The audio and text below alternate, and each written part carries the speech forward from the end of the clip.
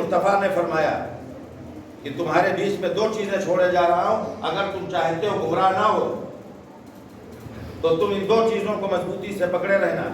सहाबा ने पूछा या रसूलल्लाह क्या? मेरे आका फरमाते हैं कि एक अल्लाह का कुरान और दूसरे अपने अहले बैत, इन दो को मजबूती से पकड़े रहोगे तो गुमराह नहीं होगे। अगर हम गुमराह नहीं होंगे, गुमराह के मतलब होते राह से हट जाना। नमाज 5 वक्त की पढ़े ये है राह, सीधी राह, और ना पढ़े ये हो गए गुमराह। रोजे नहीं रखे हो गए गुमराह, झूठ बोल रहे हो गए गुमराह। तो जब राह से भटक जाएंगे, गुमराह हो जाएंगे, तो फिर बदअमल हो जाएंगे। जब बदअमल हो जाएंगे तो मेरे आका फरमाते हैं कि जब तुम बदअमल हो जाओगे तो जालिम हाकिम तुम पर मुसल्लत कर दिए जाएंगे। तो अगर चाहते हो कि तुम पर जालिम हुकूमत ना हो, तुम पर जालिम हाकिम मुसल्लत ना हो, तो गुमराही छोड़ दो, बदअमली छोड़ दो। और इसको छोड़ने का नुस्खा यही है कि अल्लाह का कुरान पकड़ लो और मुस्तफ़ा के अहले बैत का दामन थाम लो, अहले बैत के वफादार बन जाओ। खाली ज़बानी नहीं कि साहब नहीं, हम अहले बैत को बहुत मानते हैं। क्या मानते हैं? खाली ज़बानी साहब अहले बैत को हम भी मानते हैं। हुसैन के नबी के घर वाले को हम मानते हैं। जिससे पूछ लेने सुन्नी है, सलमान रिज़वी कहते हैं हम मानते हैं। अब किसी को खड़ा कर दो, 5वें इमाम का नाम बताओ तो बगने झाँकने लगेगा, आदमी को मालूम नहीं।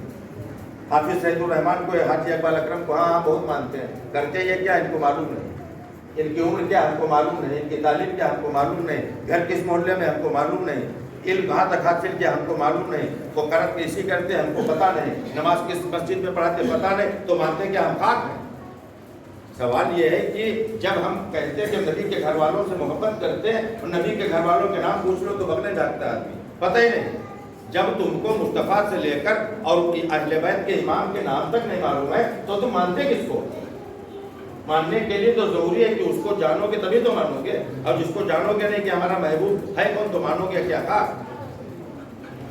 और मिस्टर जब चाहते हो कि कोई शख्स अगर चाहता है कि बाहर इज्जत मिले तो जरूरी है कि घर के अंदर इज्जत होनी चाहिए। अगर हमारे घर के अंदर, हमारी बाउंड्री के अंदर हमारे छोटे हमारी इज्जत नहीं करेंगे तो याद रखो बाजार में, समाज में हमारी कोई इज्जत नहीं करेगा।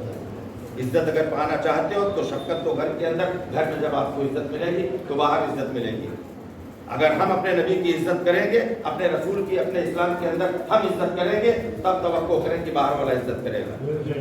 और हम अपने नबी को कहेंगे कि माज़अल्लाह चूड़े चमार से ज़्यादा बदतर है, हम अपने नबी को कहेंगे कि अनपढ़ था, हम अपने नबी के बारे में कहेंगे हाजिर नाजिर है, हम अपने नबी के बारे में माज़अल्लाह कहेंगे कि हम जैसा, हम अपने नबी के बारे में कहें माज़अल्लाह की मर के खत्म हो चुका।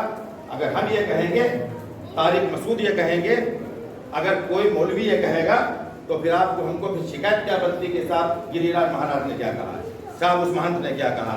अगर चाहते हो कि तुम्हारे रसूल की इज्जत बाहर के लोग करें तो पहले हमको इज्जत करनी पड़ेगी। हमको ये मानना पड़ेगा कि नबी ऐसा है जैसा अल्लाह की कसम कोई नहीं। हमारा ये ईमान होना चाहिए कि हमारा नबी हमारी शायरत से ज़्यादा करीब है, हमारा नबी हाजिर है, हमारा नबी नाजिर है, कोई नहीं। अरे यहाँ पर जितने बैठे इसमें से कोई शख्स एक दूसरे का जैसा नहीं। ये साजिद साहब बैठे हैं, ये खलील अहमद चचा के जैसे नहीं, खलील अहमद चचा गौरी बैठे हैं, ये रफीक भाई की तरह नहीं, रफीक भाई हाजी इकबाल अकरम की तरह नहीं, हाजी इकबाल अकरम हाफिज सईदुर रहमान की तरह नहीं, तो कोई उम्मती एक दूसरे की तरह नहीं। नबी किसकी तरह हो जाएगा?